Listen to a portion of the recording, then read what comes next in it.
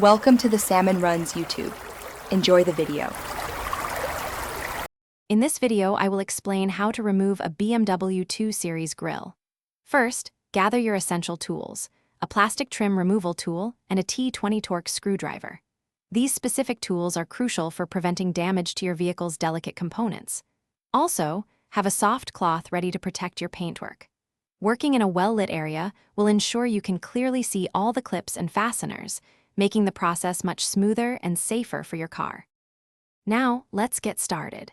Begin by opening your BMW's hood to gain full access to the top section of the grille. You'll notice several retaining clips positioned along the upper edge. Carefully use your plastic trim removal tool to gently pry these clips open. Take your time with each one to avoid any accidental damage to the surrounding trim or the grille itself. Patience here will pay off. With the top clips released, it's time to address the lower ones.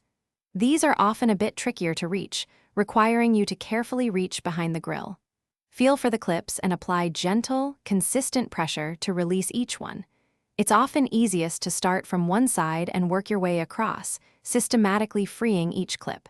This method helps prevent uneven stress on the grille. Once all the clips, both top and bottom, are completely disengaged, you can carefully pull the grille straight out from its mounting points. Take a moment to inspect the mounting area for any signs of damage or accumulated debris. It's a good practice to clean this area thoroughly before installing a new or replacement grille. This ensures a secure and proper fit, giving your BMW a fresh look. Thanks for watching. Consider subscribing if we helped you.